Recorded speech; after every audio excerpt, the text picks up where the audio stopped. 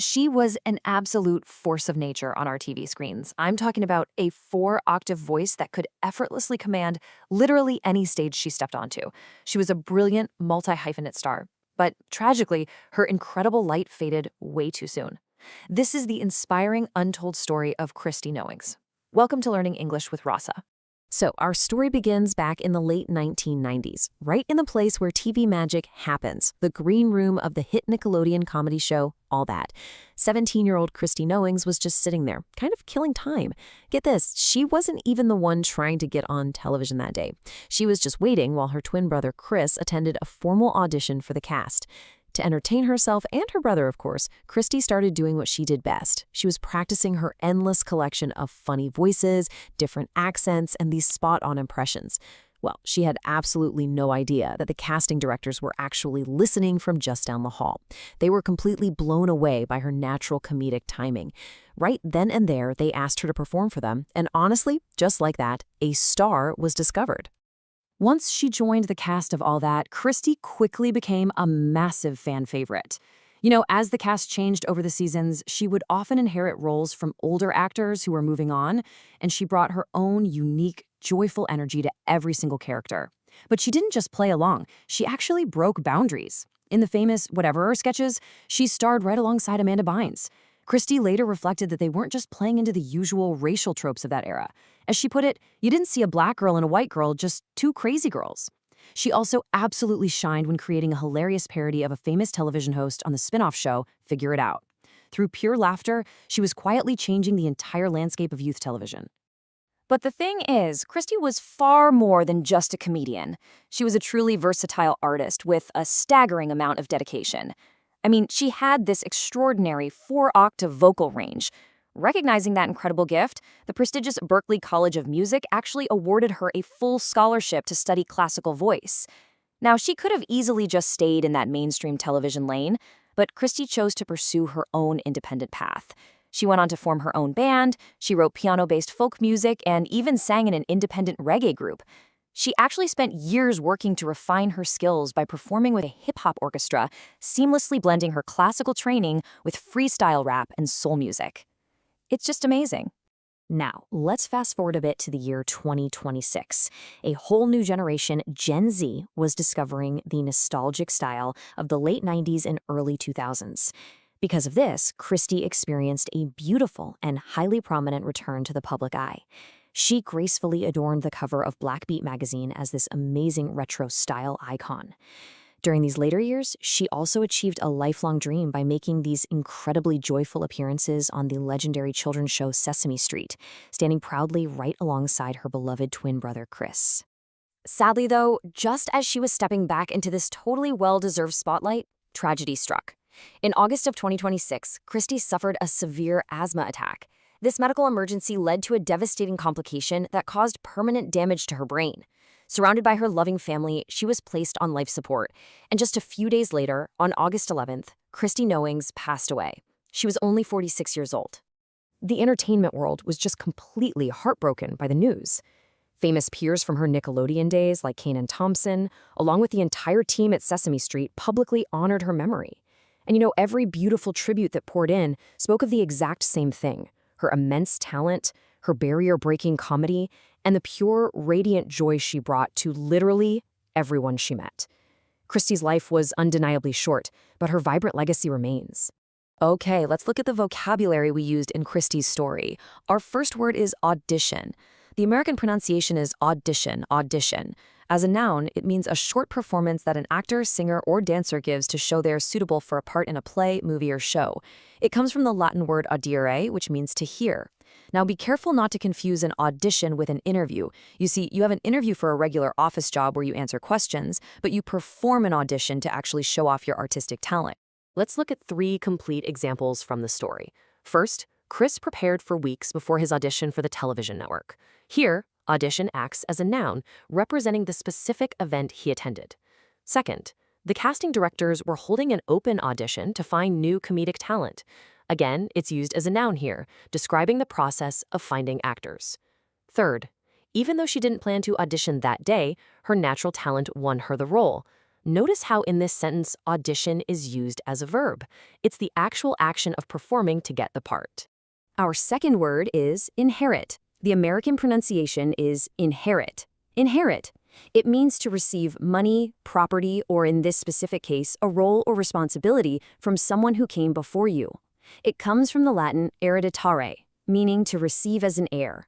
The key distinction here is between inherit and earn. You earn something through your own direct work from scratch, right?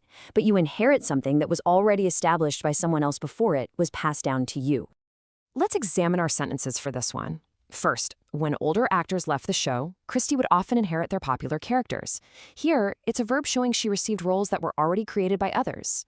Second, it is difficult to inherit a famous role because the audience already expects a specific performance. This really shows the challenge of receiving something that's already established. Third, she managed to inherit the comedy sketch and still make it feel completely original. In this sentence, we see how she took what was passed down and entirely transformed it. Word number 3 is parody. The American pronunciation is parody. Parody. This noun means a piece of writing, music, or acting that deliberately copies the style of someone in order to be humorous. It traces back to the Greek word parodia, meaning a burlesque song. Now, you really must distinguish a parody from a simple imitation. An imitation just tries to look or sound exactly like the original, while a parody uses exaggeration specifically to make people laugh. Here are 3 examples from her story. First, her character, Winter Wonders, was a brilliant parody of a famous sports broadcaster. Here, it describes the comedic imitation she performed. Second, writing a good parody requires a deep understanding of the original person's mannerisms. This highlights the specific skill needed to create this type of humor. Third, the comedy show became famous for broadcasting a new television parody every single week. Notice how parody functions as the direct object that the show is actually producing. Our fourth word is the adjective versatile. The American pronunciation is versatile. Versatile. It describes someone who is able to do many different things well. It comes from the Latin versatilis, meaning revolving or turning. A really good distinction to remember is the difference between versatile and adaptable. Adaptable means you can survive or adjust to new situations, but versatile means you actually possess many different distinct skills, like acting, singing, and dancing, all at a professional level. Let's look at how we use it. First, because she could act, dance, and sing opera, Christy was considered a highly versatile performer. This shows the word modifying performer based on her many skills. Second, a versatile actor rarely struggles to find work in the entertainment industry. Here, it describes a general professional advantage. Third, her 4-octave vocal range proved just how versatile her musical abilities truly were. In this sentence, versatile describes the wide capability of her incredible voice. Word number 5 is scholarship. The American pronunciation is scholarship. Scholarship. It's an amount of money given by a school, college, or other organization to pay for the studies of a person with great ability. It stems from the word scholar, rooted in the Greek skole, meaning time spent in learning. Distinguish this from a grant or a loan. A loan has to be paid back. A grant is often given based on financial need, but a scholarship is almost always awarded specifically because of your high merit, talent, or academic excellence. Let's read the examples. First, thanks to her amazing voice, she won a full scholarship to a prestigious music college.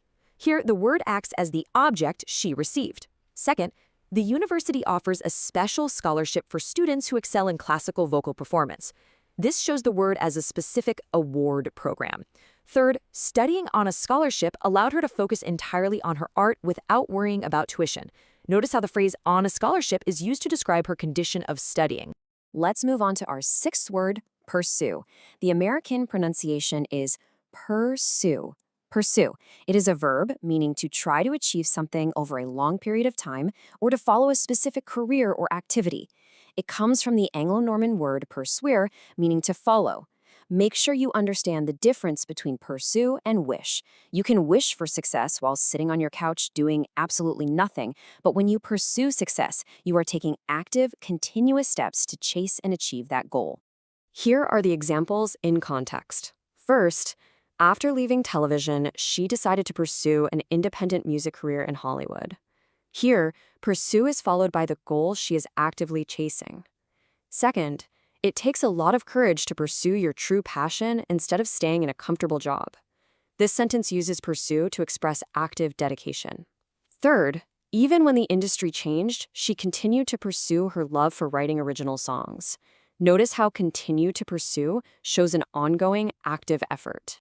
Word number 7 is refine. The American pronunciation is refine. Refine. As a verb, it means to improve an idea, method, or system by making small changes, or to make a skill more polished.